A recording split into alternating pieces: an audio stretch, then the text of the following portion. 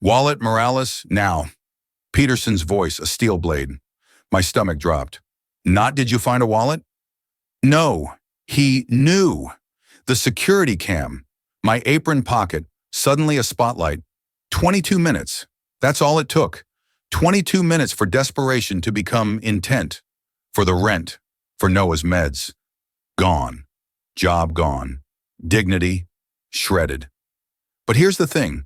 Peterson, puffed up like a toad, missed something. He saw a thief. He didn't see the faded photo tucked in the leather.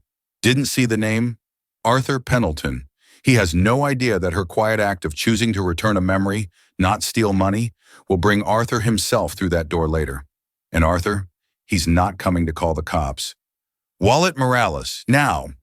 Peterson's voice, a steel blade. My stomach dropped. Not, did you find a wallet? No, he knew. The security cam, my apron pocket, suddenly a spotlight. 22 minutes. That's all it took. 22 minutes for desperation to become intent. For the rent, for Noah's meds, gone. Job gone. Dignity shredded. But here's the thing. Peterson, puffed up like a toad, missed something. He saw a thief. He didn't see the faded photo tucked in the leather. Didn't see the name. Arthur Pendleton. He has no idea that her quiet act of choosing to return a memory, not steal money, will bring Arthur himself through that door later. And Arthur? He's not coming to call the cops. The Golden Spoon Diner reeked of burnt coffee and yesterday's dreams. At least that's how it smelled to Jenna Morales. To most folks, it was just a greasy spoon. But to Jenna, it was a cage, albeit one that kept a roof over her and Noah's heads. 6 a.m. sharp, the fluorescent lights buzzed to life, painting the cracked vinyl booths in a sickly yellow glow. Another Tuesday, another 14-hour grind. Noah, her 7-year-old son, was everything, a bright spark in the grimy world. His laughter when he wasn't struggling to breathe was her son. But Noah's asthma was a relentless foe, demanding constant vigilance and a mountain of medications. Co-pays, inhalers, specialist appointments. They were drowning her faster than the lukewarm dishwater she wrestled with all day. The eviction notice, a silent scream of white paper, was a permanent fixture on the fridge. Morales, opening duty. Table 7's coffee is colder than Peterson's heart, and they're already glaring. Try to keep up today, would you? Peterson, the manager, was a man sculpted from corporate policy and cheap cologne. He ruled the Golden Spoon with the iron fist of a middle manager desperate for validation. Yes, Mr. Peterson, Jenna replied, the words a practiced hollow echo. She grabbed the carafe, her movements economical, honed by years of servitude. Another smile plastered on, order taken, repeated, forgotten. The morning rush was a kaleidoscope of tired faces and mumbled requests. Scrambled, over easy, bacon crisp, bacon limp. Jenna floated through it, a ghost in her own life. Her mind, however, was a frantic calculator. Pharmacy bill, $180. Rent, 2 weeks late. Noah, new shoes. The numbers spun in a vortex of despair. Brenda, a waitress with a linebacker's build and a heart of gold, was her only lifeline in this purgatory. During a rare lull, Brenda leaned against the counter, refilling salt shakers. He's on a rampage today, she muttered, jerking her chin toward Peterson's office. He got an email from corporate about optimizing profit margins. Thinks that means counting sugar packets. Jenna managed a weak smile. Tell me something I don't know. You look beat, honey. How's Noah? Same as always, rough night. The humidifier helped, but Jenna trailed off. Brenda knew the score. Every parent's nightmare, failing to protect their child. For Jenna, that fear was a constant gnawing ache. Around 11:30 a.m., as the lunch crowd trickled in, it happened. Booth 12, an elderly gentleman, tweed jacket, quiet demeanor, black coffee, oatmeal, generous tip. Jenna barely registered him beyond the polite nod. Clearing his table, wiping away crumbs, she felt something thick wedged between the cushion and the wall. A wallet, dark leather worn soft with age. Heavy, her heart stuttered. Company policy, as drilled into them by Peterson daily, was gospel. Lost property, Surrender immediately. Logged, stored in the company safe. No exceptions. Jenna glanced at Peterson's office. He was on the phone, gesticulating wildly, face crimson. Arguing about ketchup prices, probably. Turning it in now meant a lecture, forms in triplicate, and Peterson pontificating about protocol. Just wait till he's off the phone, she reasoned.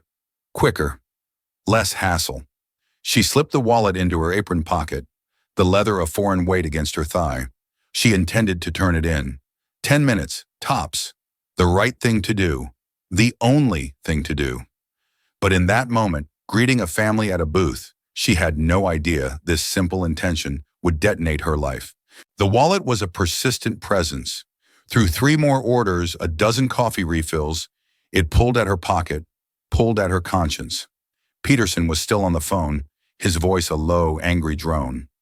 Finally, a momentary quiet descended. Jenna slipped into the break room, a glorified closet smelling of instant ramen and despair.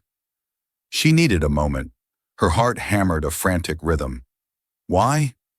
She'd done nothing wrong, just holding it till Peterson was free. Still, she had to see. Curiosity, a dangerous siren, called.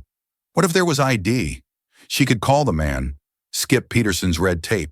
A simple human solution. With trembling fingers, she pulled out the wallet, the leather side open. Cash. Her breath hitched. Not a few 20s, a thick stack of hundreds. She discreetly fanned the edge. 10, 20, 30. She stopped counting around 50. $5,000, maybe more. $5,000. The number echoed in her mind, drowning out the diner's clatter. It wasn't just money, it was salvation. Past due rent paid, collection agencies silenced, a new nebulizer for Noah, a month, maybe 2, without the crushing weight of poverty, a chance to breathe. Her mind raced, painting a vivid, seductive picture. Who would know? The man was old, unassuming. He might not even remember how much cash he had. He could be a tourist, already gone. She could take it, walk out, pay her bills, no one the wiser. Noah's face flashed before her eyes, his small chest heaving. Her resolve wavered. Wasn't her son's health worth more than some stranger's pocket money? Her gaze fell to the other side of the wallet, tucked behind a flap, the edge of a photograph. She carefully slid it out. A young woman, radiant smile, hair styled in a way that screamed decades past. Sitting on a park bench, a younger version of the quiet gentleman stood behind her, hands on her shoulders. They looked happy, deeply in love. An inscription on the back, delicate cursive. Arthur and Genevieve, 1978. Our bench. Something inside Jenna shifted. The cash was impersonal. Paper. But this photo, this was a life, a memory, a piece of someone's soul. The wallet wasn't just money. It was a man's history, his love for the smiling woman. To take the money would be to steal more than cash. A violation, a desecration. She couldn't do it. The thought, logical moments before, now felt monstrous. Her struggles were real, but they didn't give her the right to inflict pain on someone else. Decision made. She started searching for ID. She sifted through slots, past credit cards. Arthur Pendleton, the name printed in block letters on a platinum card. No address, no phone number, just the name. She tucked the photo back, closed the wallet, took a deep breath.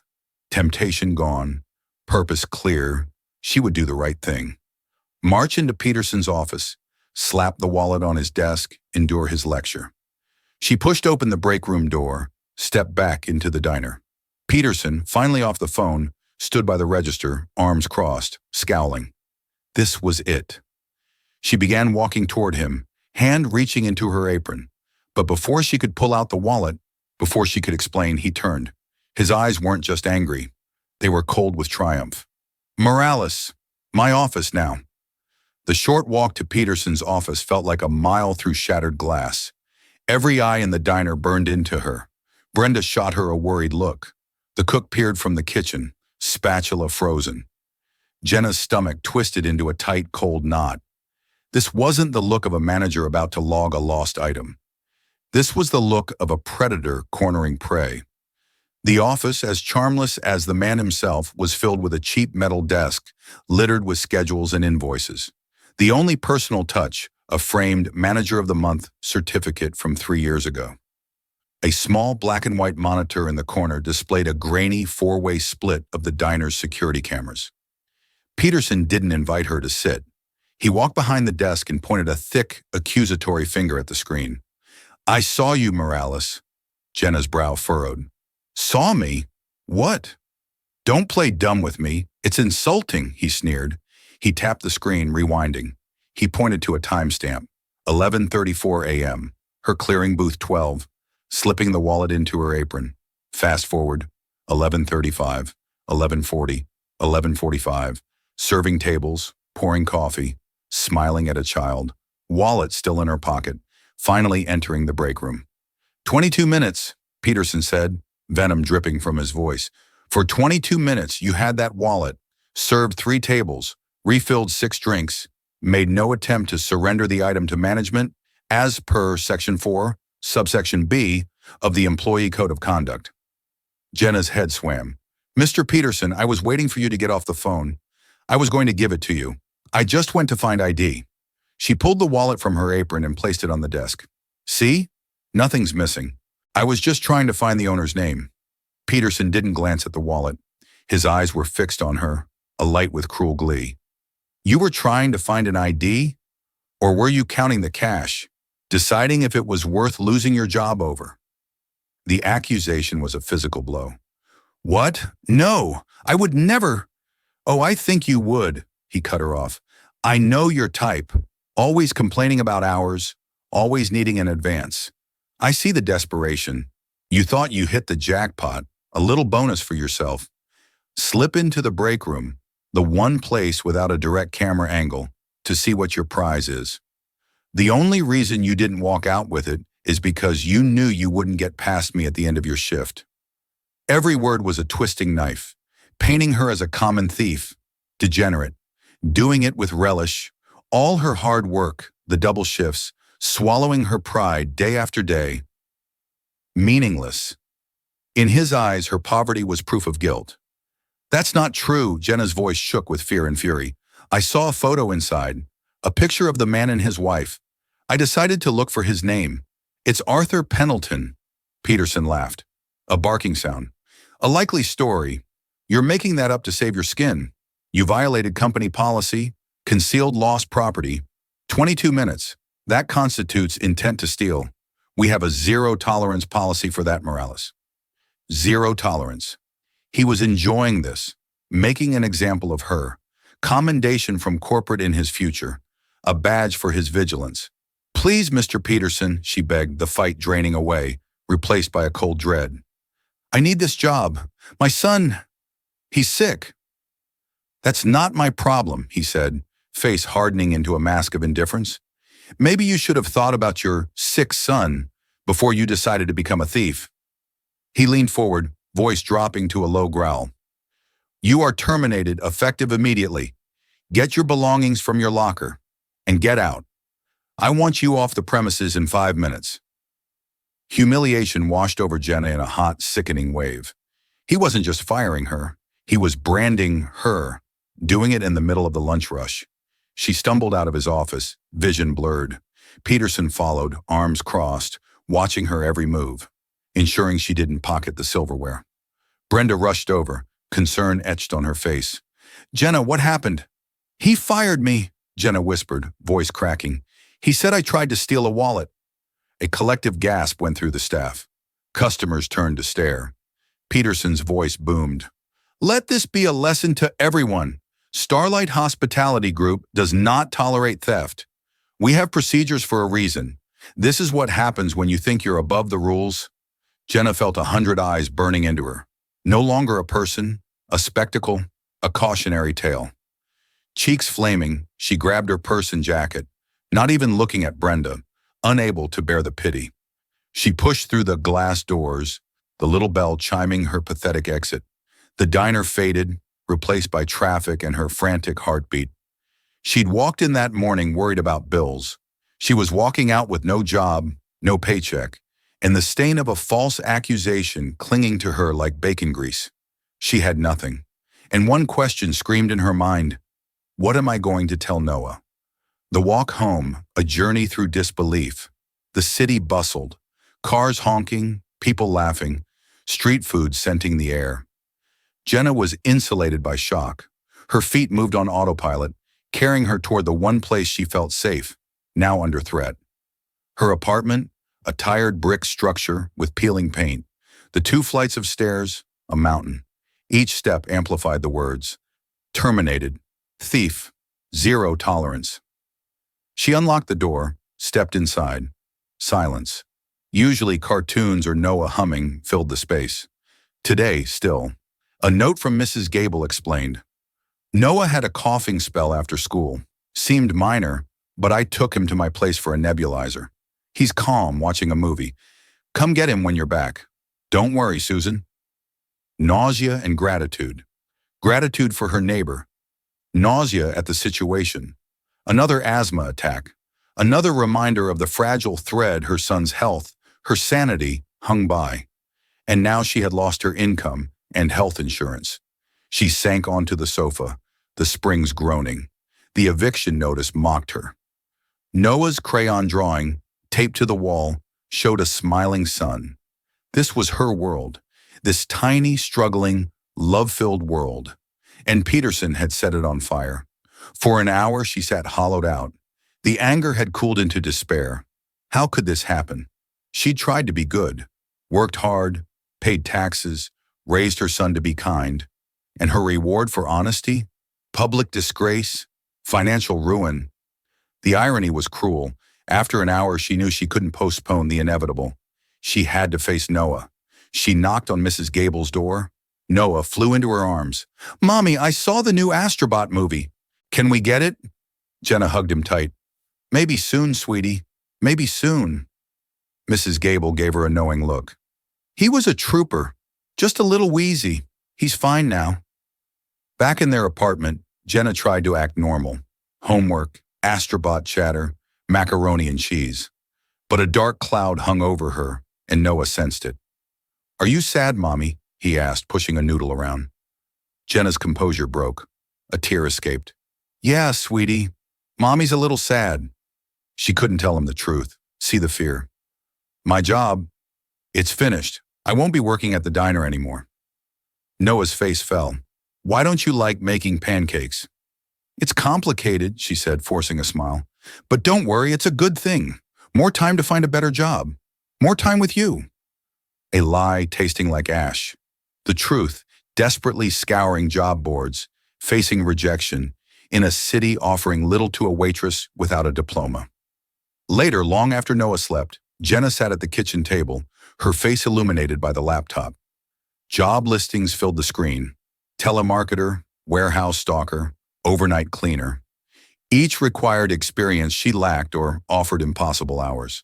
The silence pressed in, filled with the refrigerator's hum, a distant siren, and her dwindling options. She thought back to the wallet, the $5,000, the easy way out she had rejected. She wished she had been the person Peterson accused her of being. She wished she had taken the money. At least then, she'd be $5,000 richer instead of jobless, shamed, and hopelessly alone. She closed the laptop, leaned her head on the table, and finally allowed herself to cry. Arthur Pendleton did not care about the money. The $5,000 in his wallet was a fraction of what he earned in interest before his first cup of coffee in the morning. What he cared about was the photograph. The faded image of Genevieve, his late wife, was the single most valuable thing he owned. He had carried it every day for 47 years. It was his compass, his connection to a time when his life was simpler and infinitely richer. He didn't realize the wallet was missing until late that afternoon. He reached for it to pay for a book at a small independent bookstore, and his hand met an empty pocket. A mild panic, cold and sharp, pierced his usual calm. He mentally retraced his steps. The park, the bookstore, and before that, the diner, the Golden Spoon. He hadn't been to one of his own diners in years.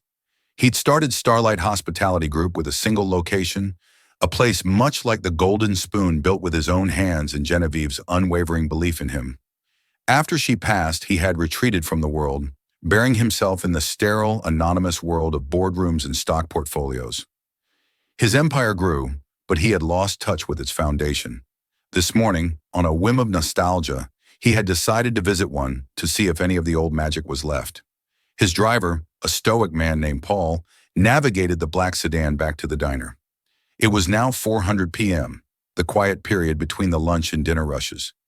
As Arthur stepped out of the car, he felt a pang of disappointment. The place looked tired. The sign was missing a letter, so it read the Glen Spoon. It lacked the heart, the warmth that he and Genevieve had poured into their first venture. He pushed open the door, the little bell chiming his arrival. A different waitress was on duty, now a young woman with pink hair, who barely looked up from her phone. At the counter, a man in a slightly too tight manager's uniform was proudly supervising the refilling of sugar dispensers. This must be the man in charge. Arthur approached him. "Excuse me, I was in here earlier this morning around 11. I believe I may have left my wallet." The manager, Dennis Peterson, straightened up, puffing out his chest. A lost wallet was an opportunity to demonstrate his competence. "A lost wallet, you say? Can you describe it?" "Dark leather, worn. It had a significant amount of cash in it," Arthur said, his voice quiet and steady. Peterson's eyes lit up with recognition and something else, a smug sense of self-importance. "Ah, yes, the wallet, dark leather, found in booth 12. "We have it." A wave of relief washed over Arthur. "Thank God. I don't care about the cash, but there's a photograph in there." "Rest assured, sir." "Your property is completely secure," Peterson said, cutting him off. He was practically pining. "You were very lucky. In fact, you were the victim of an attempted theft. But I handled the situation personally." Arthur's eyebrows drew together. "An attempted theft? What are you talking about?" "One of my waitresses," Peterson said, lowering his voice conspiratorially. "A woman named Jenna Morales. She found your wallet, and instead of turning it in, she concealed it on her person. Took it into the break room to rifle through it. No doubt I was monitoring the security cameras and caught her red-handed. I confronted her, retrieved your property, and terminated her on the spot. We run a tight ship here at Starlight Hospitality. Zero tolerance for that kind of behavior." Peterson smiled, expecting praise, perhaps even a reward. But Arthur Pendleton was silent. He was a man who had built a global enterprise on his ability to read people. He could dissect a CEO's lies during a multi-billion-dollar negotiation, and he could spot insincerity from a mile away. And something about this manager's story, his eagerness to paint himself as the hero and the waitress as the villain, felt profoundly wrong. "This waitress, Arthur," said slowly, his eyes narrowing. "You're certain she was trying to steal it?" "Absolutely," Peterson confirmed with a confident nod. "Kept it in her apron for over 20 minutes. A clear violation of policy, a clear sign of intent. It's an open-end shut case, but don't you worry, your wallet is safe in the company lockbox. Let me get it for you." He bustled off towards his office. Arthur stood by the counter, a strange discourse settling over him. He looked around the diner at the worn vinyl of booth 12, where he had sat just hours before, lost in memories of Genevieve. He imagined a waitress, this Jenna Morales, finding his life's most precious memento. He thought about the kind of desperation that would lead a person to steal. But he also thought about the kind of pride that would lead a manager to ruin someone's life just to score points with corporate. Peterson returned, holding the wallet out like a trophy. "Here you are, sir. Good as new." Arthur took the wallet. He opened it immediately. The cash was there, a thick, untouched brick, but he ignored it. His fingers went straight to the familiar flap of leather. He pulled out the photo of Genevieve. It was there, safe. He stared at her smiling face, and for a moment the world fell away. Then he looked up at Dennis Peterson, whose own smile was beginning to look strained under Arthur's intense, silent scrutiny. "I'd like to see the security footage," Arthur said, his voice soft, but laced with an authority that Peterson had never before encountered. Peterson blinked. "The footage? But why? As I said, I handled it. The perpetrator has been dealt with. I'm sure you did." Arthur replied, his eyes cold as steel. "Show me the footage." Now, a nervous sweat began to bead on Dennis Peterson's upper lip. This wasn't how he had envisioned this encounter. He had expected a grateful handshake, maybe a hefty tip from the wallet's owner as a thank you. He had not expected this quiet, intense old man to demand evidence. "Sir, I can assure you it's not necessary," Peterson stammered, wringing his hands. "It's just standard procedure, and the employee in question? I am not interested in your assurances." Arthur cut in his voice, dangerously calm. "I am interested in the truth. I want to see exactly what happened. My wallet, your employee, your office, the monitor. Let's go." There was no arguing with the tone in the man's voice. It was not a request. It was a command. Defeated Peterson led the way to his cramped office. He felt a growing sense of unease. Who was this man to be so insistent, so authoritative? Inside the office, Peterson fumbled with the mouse, his hand shaking slightly as he pulled up the security archives. "Here it is," he said, pointing to the screen. "You'll see. It's exactly as I described." The footage began to play.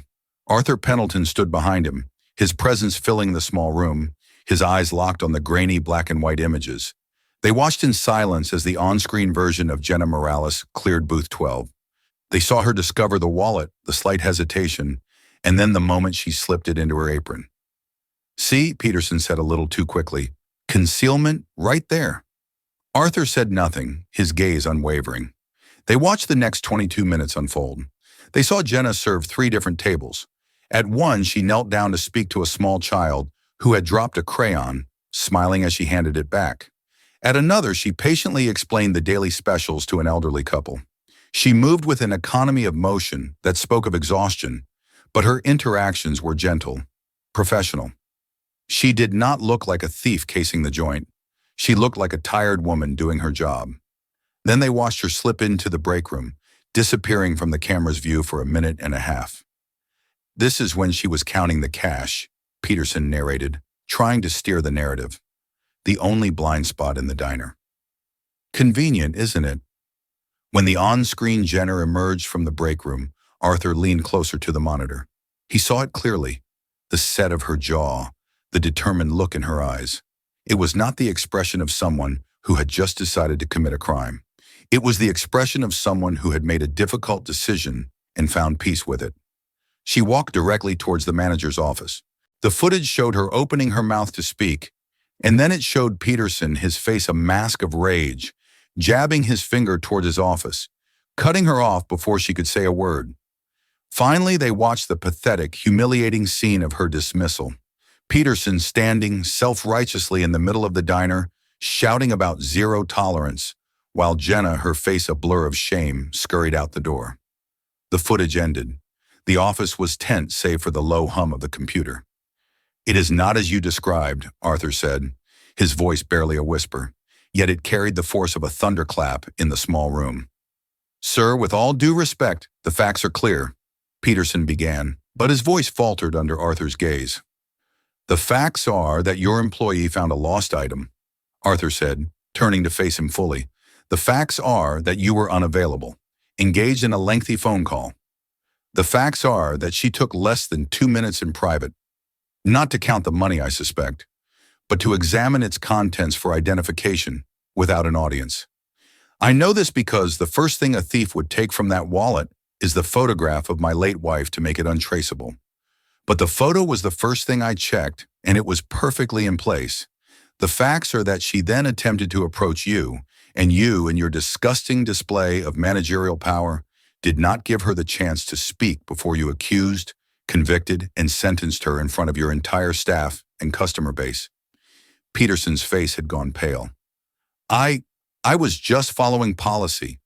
"You were not following policy." Arthur's voice was now a low, menacing growl. "You were indulging your own ego.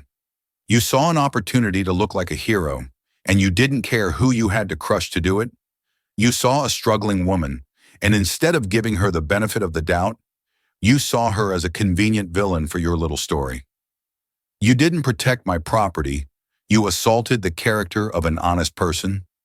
Peterson began to stammer a string of incoherent excuses about profit margins and corporate directives.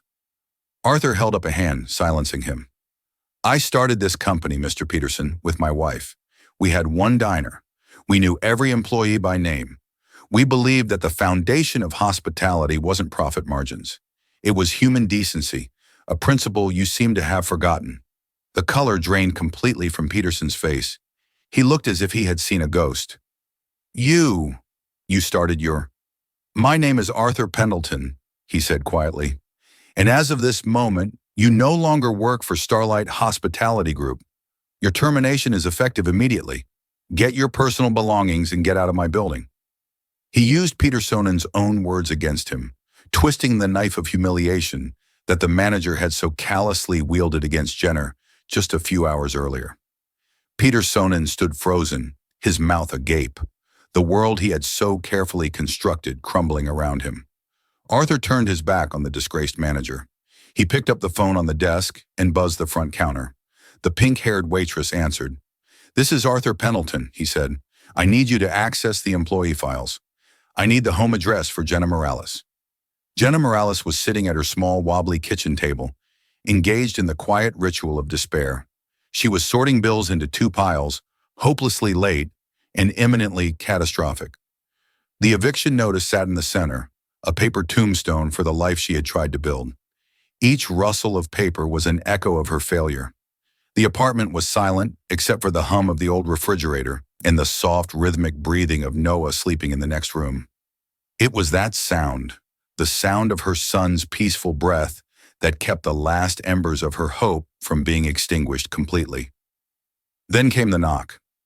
It wasn't the timid, papery tap of her elderly neighbor, Mrs. Gable. It wasn't the aggressive, impatient banging of the landlord. This was a firm, measured three-part knock.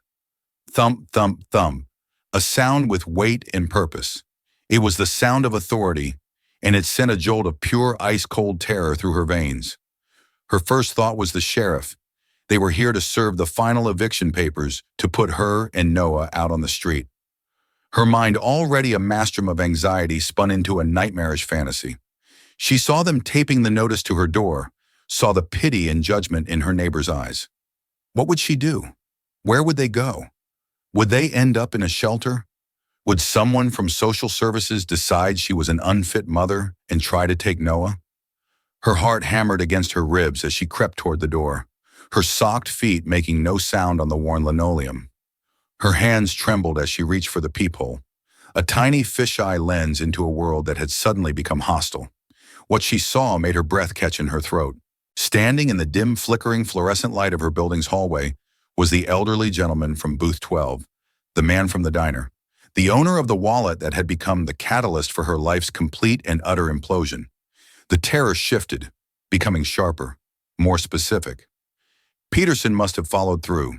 He must have filed a police report embellishing his story of her attempted theft. This man, this victim, was here with the police. They were probably waiting just out of sight down the stairs to identify her, to press charges to have her arrested. The image of being led away in handcuffs of Noah, waking up to find his mother gone, flashed behind her eyes. It was a vision so horrific it almost brought her to her knees. Taking a ragged breath, she decided she couldn't hide. She had to face it. She slid the chain lock into place, a flimsy, pathetic piece of metal that was her only shield, and opened the door a few inches. "Can I help you?" she asked. The voice that came out was not her own. It was a thin, reedy whisper stripped of all warmth and life. The man's face, seen up close, was etched with lines of weariness and a deep, profound sadness. He looked not like an accuser, but like someone carrying a heavy burden. "Miss Morales, Jenna Morales," he asked, his voice gentle, devoid of any malice. "My name is Arthur Pendleton. I was at the diner this morning. I believe you found my wallet." Jenna flinched as if he'd struck her. The chain rattled as her hand shook. "I didn't steal anything." She blurted out the words, a desperate torrent. "I swear I didn't. I was going to give it right to the manager, Mr. Peterson, but he was on the phone. I just wanted to look for an ID. I never would have taken anything. Please, you have to believe me. I have a son." Arthur Pendleton held up a hand not to silence her, but as a placating, peaceful gesture. "I know," he said, and the simple words were so full of sincerity they momentarily stunned her. "I know you didn't, Jenna. I saw the truth with my own eyes. May I please come in for a moment? I promise you, I am not here to cause you any more trouble. I am here to try and undo some of the trouble that has been done to you." She stared into his eyes, searching for any hint of a lie, any trap. She found none. There was only a quiet, resolute honesty. Against every instinct, screaming at her to slam the door and hide, she slowly, hesitantly slid the chain free. She opened the door and stepped back, allowing him to enter her small, threadbare world. He stepped inside his presence, seeming to take up all the air in the room. He was dressed in a simple but clearly expensive wool coat, and his shoes were polished to a soft gleam. They stood in stark contrast to the cracked linoleum and the faded thrift store armchair. He took in the apartment in a single sweeping glance. The crayon drawing of a smiling sun taped to the wall, the single pair of Noah's small, worn-out sneakers by the door, the stack of bills on the table. His gaze wasn't one of judgment or pity. It was one of quiet, heartbreaking comprehension. "I have just come from the diner," he began, turning to face her fully. "I asked to see the security footage from this morning. I watched the entire incident unfold." He paused and described what he saw. "I saw you find the wallet. I saw you look towards the manager's office and see him occupied. And then I watched you serve 3 more tables. I saw you kneel down to help a little girl who had dropped her crayon. I saw you patiently assist an elderly man who couldn't read the menu. And then I saw you walk into the break room." Jenner's stomach clenched, but he continued. "Mr. Peterson claimed you were in there counting my money. But I saw the look on your face when you came out. It wasn't the look of a thief. It was the look of someone who had made a decision. A hard one, I imagine. Then I saw you walk directly to him to do the right thing, and he never even gave you the chance to speak." He took a step closer, his eyes locking with hers. "What Mr. Peterson did to you, the accusations, the public humiliation, was a monstrous injustice. It was cruel, it was unwarranted, and it was a complete failure of everything my company is supposed to stand for. And for that, from the bottom of my heart, I am sorry." Jenna stared at him bewildered. "Your company," a flicker of pained irony crossed Arthur's face. "Starlight Hospitality Group. I started it a lifetime ago, which means that Mr. Peterson was my employee acting in my name. The responsibility is ultimately mine." The revelation landed with the force of a physical blow. Jenna stumbled backward and sank onto the arm of her lumpy sofa. The quiet man from the booth, the owner.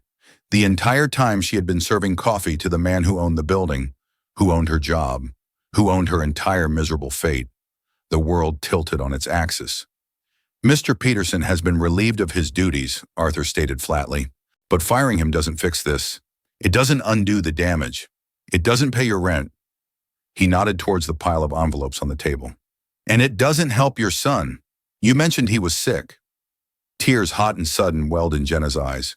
She could only nod the word "ama" caught in the tight knot of her throat. "Jenna," he said, his voice softening, becoming almost paternal. "In this world, integrity is the rarest and most precious commodity. It's worth more than any stock, more than any building. Today you were faced with a temptation that could have solved your problems in an instant. A temptation, I am sure, felt overwhelming. And you chose to do the right thing. You chose to protect a memory for a complete stranger." He reached into his coat pocket and pulled out a long, crisp business envelope. "This is not charity," he said, holding it out to her. "This is restitution. This is a bonus for integrity under extreme duress. And it is an offer." Her hand trembled so violently she could barely take the envelope from him. She fumbled with the flap, her fingers feeling clumsy and numb. Inside were 2 documents.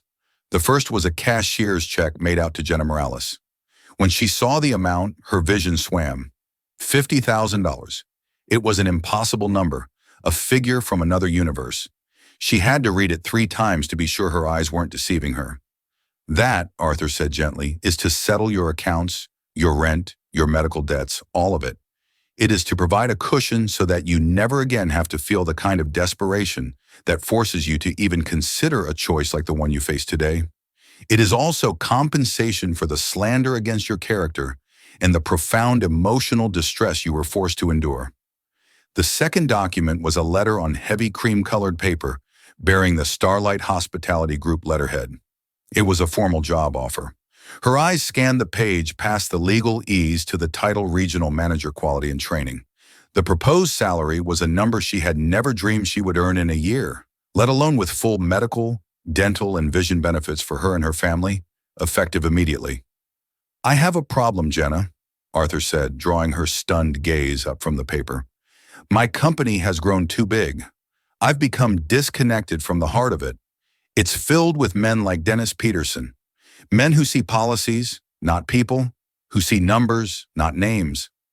I need to fix that.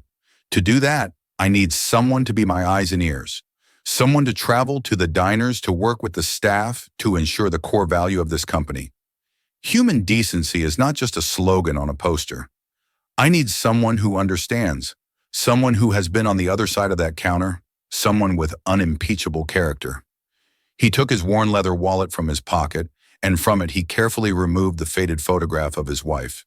He held it with a tenderness that was heartbreaking to witness.